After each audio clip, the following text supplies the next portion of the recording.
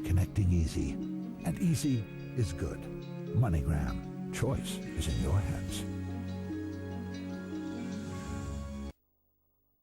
Hello there, hearty welcome back. Still very much on the charity front, talking about a book donation project, and we also have, I must say, a company by the name of Choice Textile Limited. Let's see if we can find exactly what's the vision for them, very much on Nigeria here. But without further ado, let them introduce themselves to us. Gentlemen, welcome to the program. For start, sir, will you introduce yourself to us? Thank you. My name is Victor Ihezie, and I'm the project director for this 1 million book donation to Imo State government. Thank you so much. You're not a stranger. No, we'll get you, Doctor, to introduce yourself to us. Thank you. I'm Dr. Joseph Chongere. I'm an educationist and also a member of the Board of Trustees managing this in the UK. Thank you so much. And James, get you to introduce yourself to us as well. Thank you, Flower. And can I just say thank you very much for the opportunity to be here today. We feel very humbled and privileged to be able to use this as a platform to share what we do. My name is James Unsworth. I'm the General Manager of Choice, and Choice is the company behind the book donation project. Right, well, we welcome you all today. I'm equally as humble because I know that without education, there's no way you can really move forward. And especially in our wonderful country of Nigeria, we need to equip our young people. We need to open their minds. I mean, I was born here, like many of us, possibly like yourself, James, wherein the library was down the road. Mind you, they're closing them down. In schools, we automatically had our books that we could read. So for you to imagine a child or a young person not being able to read and to somehow it's such an escapism. So I'm really delighted that you're launching this initiative and that you've chosen to be a part of what we're doing here. So, gentlemen, very excited about it. Victor, we'd like to really get some breakdown information. What is the project really about? Right.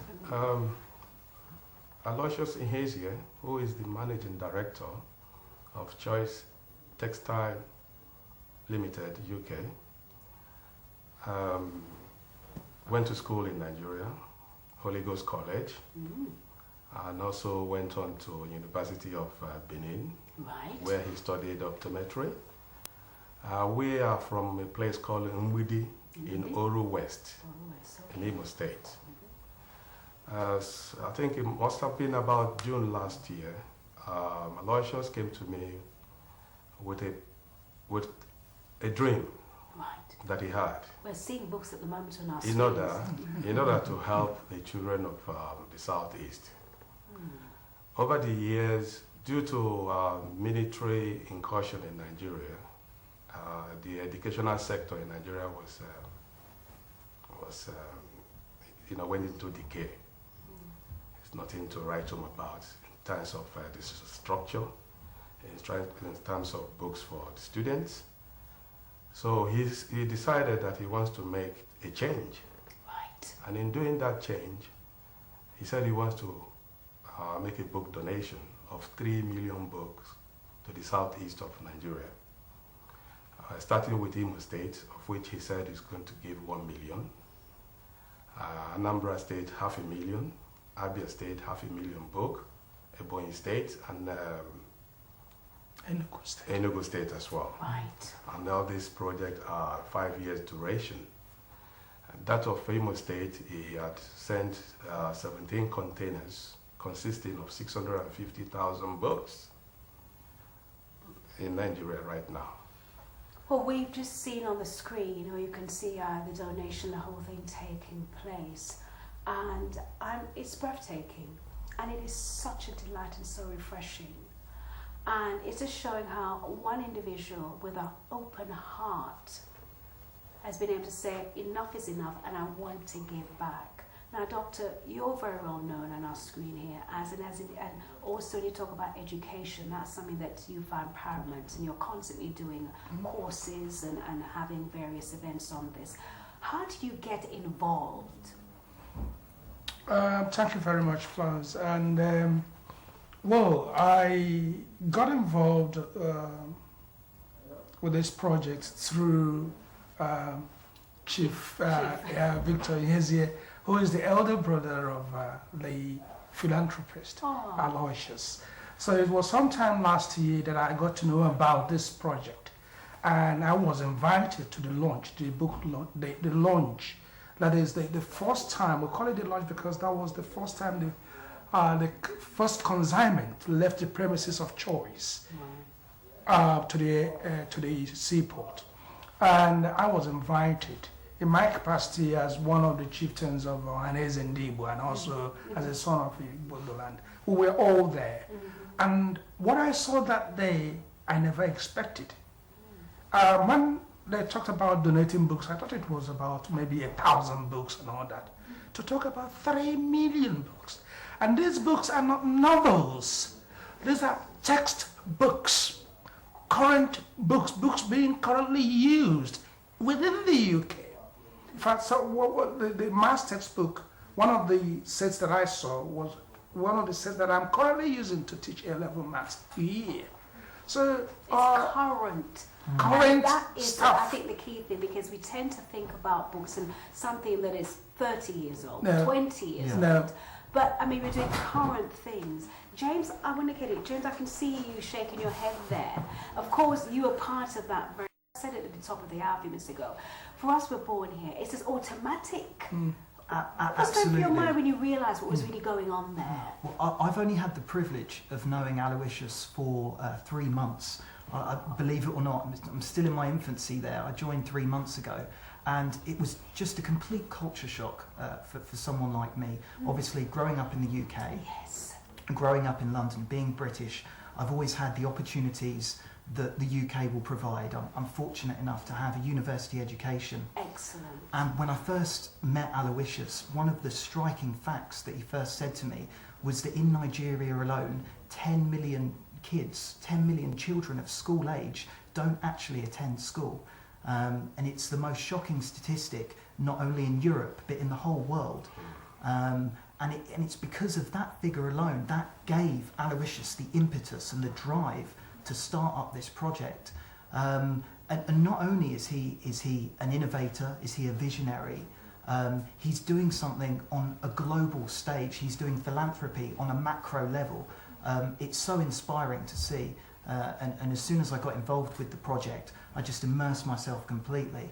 To date, as it stands, since November, we've dispatched 17 containers across to Nigeria. In each container, there's roughly 35,000 educational textbooks. So that to date, we're on a figure of about 600,000. Oh, it's breathtaking. And it really is. And our aim is to get to 1 million books in Imo State alone. Well, as you're talking, one of the things I'm asking today, I would love the opportunity to meet such a human being and for us to be able to have a one-to-one interview. Because I think, again, this is showing that it's somebody who's so humble. Most people would be here. They wouldn't be wanting to be in the background. That's very true. Yeah. And for me, my eyes are filling with water right now because I can understand when a child, you can imagine somebody seeing something, a book for a first time, getting the opportunity to be able to read and write and current things. And doctors and educationists, you can totally understand where I'm coming from with this. You know, it's breathtaking. Yeah. You know, one of the things that I'm wondering about right now is how can those of us who's watching the program right now, how are we able to really get involved and partner? Because sometimes we need for somebody to be in front to start the wheels rolling, if you like. But I know many of us are thinking, well, I don't have as much money. What can I do? But I know that they're going to be going to my state. At this junction, can other people join, Chief? Let me have an idea. Right. The whole essence, while my brother have decided that he will make this enormous contribution, was to encourage others. It's an appeal to Igbos in diaspora and Nigerians in diaspora that they must remember those children in Nigeria that are not as privileged as we are, for them to start dipping hands into their pockets and be able to put something back. Because the future of those children, without a good future for those children, then there won't going to be any development or progress in that part of the world. You've hit it on the head, Yeah. I must say. Because we need to remember these are the children that's going to be leading the way for us. And if they are not educated, then you can understand. At the moment, we're scratching, even in the UK with the various changes. But at least we are aware that children need to have this education. James, I'm coming back to you again. I want really to put you very much on the spot. But Yeah. I can imagine, in fact, let's take this call and then we'll just see Okay, what some no of the problem. viewers are wanting to join us and say. Hello there, thanks for being a part of what we're doing here. Welcome to today's program. Could you start by telling us your name and go straight to the point with a question you may have for our panel or even opinion? Thank you so much. All right. Viewers, if you're having difficulties, just keep trying because we want to hear what's going through your minds right now. If you want to be a part of the discussion, you're most welcome. As I said, James, Choice Textiles. Yes. You know, you have a company. I think they're back, so let's take the call Okay, and then no we'll see problem. what's going on. Hello to you. Welcome aboard. Hello? Hello, welcome. Can we start by telling us your name and go straight to the point with your question? We're listening. Hello to you. Welcome.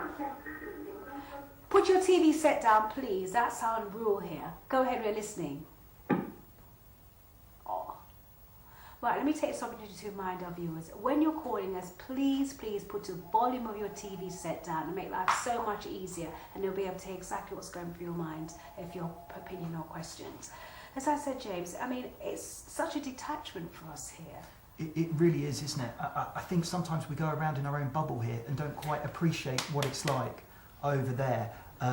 Not only hearing the shocking statistics, which only penetrate us at a certain level, but actually being able to see visual images, to hear stories that, you know, children don't have the means to be able to afford basic things we take for granted, like educational textbooks.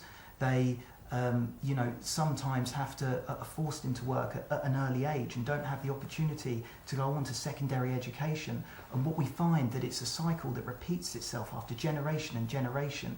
And it seems that the economy is stuck in this kind of social and economical malaise, and we feel so just to take it for granted here and to not appreciate how lucky we are to take advantage of the educational system that we have and everything that the government offers. And so I think when we're in this bubble, we really we don't appreciate what it's like in other countries. And I think it was when we first heard about this, and everybody always hears some stories, that we were very humbled by it.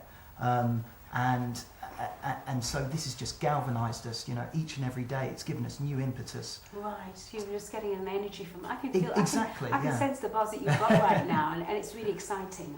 Let's take this caller. Oh, callers, I'm not sure what's going on. If there's a technical thing, just please stay with us. But Chief, I want to get your perspective on this.